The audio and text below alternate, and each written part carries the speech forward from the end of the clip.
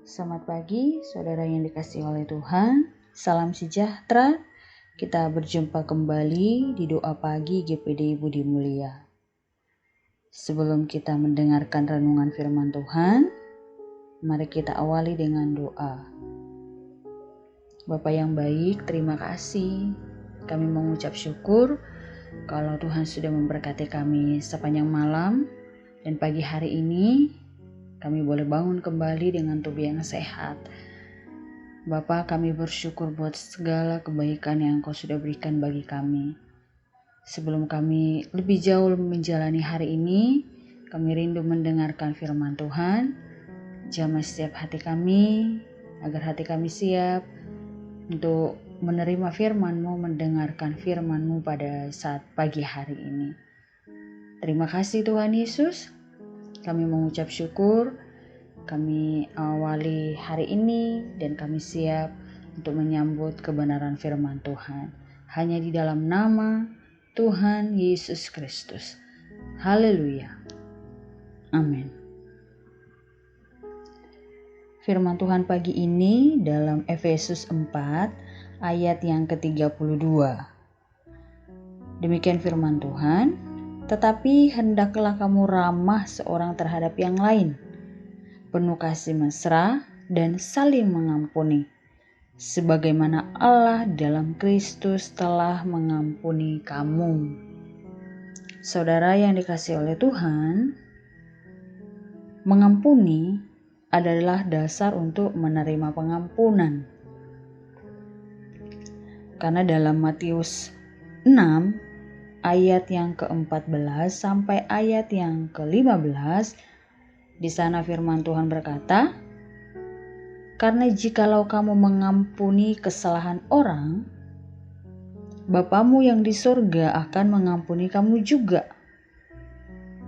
Tetapi jikalau kamu tidak mengampuni orang, Bapamu juga tidak akan mengampuni kesalahanmu." Saudara yang kasih oleh Tuhan, kita harus sadar bahwa setiap hari kita membutuhkan pengampunan dari Tuhan atas segala pelanggaran yang kita perbuat. Dan hal itu bisa kita terima jika kita, saudara, mau lebih dulu mengampuni sesama kita. Nah, saudara, mengampuni adalah mengingat betapa besar kita telah diampuni oleh Tuhan. Dalam ayat yang sudah kita baca pagi ini, yaitu Efesus 4 ayat yang ke-32. Nah, firman Tuhan ini adalah titik awal dari pengampunan yang sejati. Jika kita merasa tidak diampuni, maka kita akan enggan mengampuni orang lain, saudara. Jika kita keras pada diri sendiri, maka kita juga akan keras kepada orang lain. Namun semakin banyak kasih karunia yang kita terima dari Allah, maka semakin murah hati kita terhadap orang lain. Karena mengampuni juga adalah melepaskan hak kita untuk membalas dendam, saudara. Itu ada di dalam firman Tuhan Roma pasal yang ke-12 ayat yang ke-19. Demikian firman Tuhan. Saudara-saudaraku yang kekasih, janganlah kamu sendiri menuntut pembalasan, tetapi berilah tempat kepada murka Allah. Sebab ada tertulis, pembalasan itu adalah hakku. Akulah yang akan menuntut pembalasan. Firman Tuhan. Saudara yang dikasihi oleh Tuhan, kadang kita merasa bahwa hidup ini tidak adil ya. Tapi yakinlah saudara, suatu hari Allah akan menghukum orang yang berbuat jahat kepada kita. Dia akan menegakkan keadilan kepada kita, saudara. Jadi pertanyaannya adalah siapakah yang lebih handal dalam menegakkan keadilan? Kita atau Tuhan, saudara? Saya percaya kita semua sudah tahu jawabannya. Pasti Tuhan, ya kan? Nah, saudara, mengampuni juga adalah membalas kejahatan dengan kebaikan, saudara. Nah, Alkitab berkata dalam Lukas pasal yang ke-6, ayat yang ke-27 itu sampai ayat yang ke-28, demikian firman Tuhan, "Tetapi kepada kamu yang mendengarkan aku berkata, kasihilah musuhmu, berbuatlah baik kepada orang yang membenci kamu. Mintalah berkat bagi orang yang mengutuk kamu. Berdoalah bagi orang yang mencaci kamu." Puji Tuhan, saudara. Saudara, bagaimana kita tahu jika kita sudah benar-benar mengampuni seseorang? Nah, adalah ketika kita bisa mengerti kepahitan orang lain, saudara. Bukan hanya kepahitan diri kita sendiri, dan berdoa agar Tuhan memberkati dia. Saudara mungkin bertanya ya, bagaimana mungkin kita bisa melakukannya pada orang yang sudah menyakiti kita, bahkan mungkin sudah berulang-ulang ya, bukan cuma sekali, 2 kali, tapi mungkin udah berulang-ulang dimaafin, diampunin, begitu lagi gitu. Saudara, kita tidak akan mampu jika kita tidak mengizinkan kasih Allah menembus kehidupan kita. Pasti berat sekali, saudara, untuk melakukannya. Nah, karena hanya kasih Allah yang dapat memampukan kita untuk melakukannya, saudara. Karena kalau daging kita pasti tidak akan mau. Pasti teringat lagi perbuatannya, teringat lagi apa yang dilakukannya terhadap kita. Tapi kalau kita membuka hati, mengizinkan kasih Allah itu masuk dalam hati kita, maka oleh anugerah Tuhan, oleh Roh Kudus yang akan melembutkan hati kita, kita mampu melakukannya.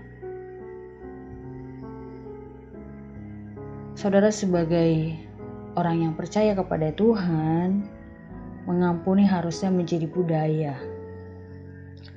Dalam Matius 18 ayat 21 sampai ayat yang ke-22. Demikian firman Tuhan. Kemudian datanglah Petrus dan berkata kepada Yesus, "Tuhan, sampai berapa kali aku harus mengampuni saudaraku jika ia berbuat dosa terhadap aku? Sampai 7 kali?" Yesus berkata kepadanya, "Bukan. Aku berkata kepadamu, bukan sampai 7 kali, melainkan sampai 70 kali 7 kali." Jadi saudara, berapa lama kita harus tetap mengampuni seseorang? Adalah selama yang dibutuhkan, saudara. Jadi nggak ada jenjang waktunya ya. Nah, kita harus terus memberikan pengampunan kepada orang tersebut hingga rasa sakit hati dan keinginan kita untuk membalas dendam itu hilang, saudara, dari hati kita. Saudara, secara manusia mungkin sangat sulit untuk melakukannya, karena daging kita juga pasti menolak untuk melakukannya, saudara. Tapi kalau kita mau membuka hati kita kepada Tuhan, maka Roh Kudus akan melembutkan hati kita sehingga kita mampu melakukannya. Jadi saudara, kalau mungkin kita mengalami kepahitan terhadap seseorang, dan terkadang orang yang paling sering melukai hati kita adalah orang-orang yang tidak jauh dari kita. Justru orang-orang yang dekat dengan kita, baik itu keluarga, pasangan, anak, kakak beradik, saudara. Nah, tapi firman Tuhan mengingatkan kita, siapapun itu, siapapun orang yang sudah melukai hati kita, firman Tuhan mengajarkan kita untuk bisa selalu ramah seorang terhadap yang lain, memberikan kasih, memberikan pengampunan kepada mereka. Bagaimana caranya untuk kita bisa melakukan itu? Sekalipun mungkin kita sudah terluka sangat dalam ya, karena dilakukan terus-menerus terhadap kita, yaitu meminta kekuatan dari Tuhan, membuka hati kita kepada Tuhan supaya Roh Kudus itu memberikan kemampuan untuk kita bisa melakukan firman Tuhan pada saat pagi hari ini. Dan Tuhan kiranya memampukan kita untuk melakukan firman Tuhan yang kita sudah dengar pada saat pagi hari ini.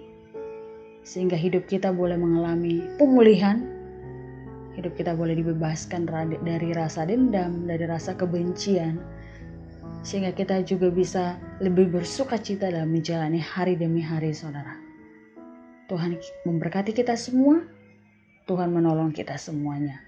Mari kita berdoa. Kami mengucap syukur Bapa kembali pada saat pagi hari ini. Terima kasih buat firman Tuhan yang terus mengingatkan kami untuk kami boleh menjadi orang-orang yang penuh kasih, untuk selalu ramah terhadap orang-orang yang mungkin sudah melakukan hal-hal yang tidak kami inginkan terhadap kami, melukai hati kami, dan mungkin berbuat jahat terhadap kami. Tapi firman-Mu mengajarkan kami untuk kami mampu, untuk kami mau mengampuni orang tersebut.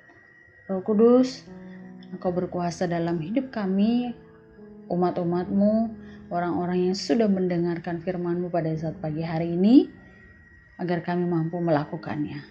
Kami buka hati kami, biar Roh Kudus yang akan bekerja dalam hidup kami.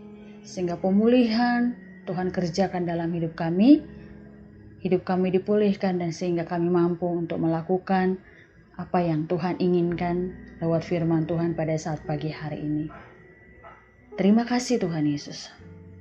Berkati kami di sepanjang hari ini. Engkau tahu segala pergumulan daripada umat-umat-Mu yang sudah mendengarkan doa pagi GPD Budi Mulia. Biarlah Engkau Tuhan yang menjamah setiap pergumulan mereka, menjawab setiap pergumulan mereka. Kalau ada yang sakit Tuhan, mari Engkau pulihkan, sembuhkan di dalam nama Yesus. Yang berbeban berat, punya masalah Tuhan, Engkau beri jalan keluar sehingga mereka boleh melihat bahwa punya Allah yang hebat, mereka punya Allah yang luar biasa, yang sanggup menolong mereka. Terima kasih Tuhan Yesus, kami mengucap syukur dan bangga punya Allah seperti Engkau. Kami serahkan roh, jiwa, tubuh kami di sepanjang hari ini. Kami minta pimpinan Tuhan nyata dalam hidup kami, sehingga aktivitas kami dapat lakukan dengan penuh sukacita, dengan penuh keberkatan yang daripada Allah.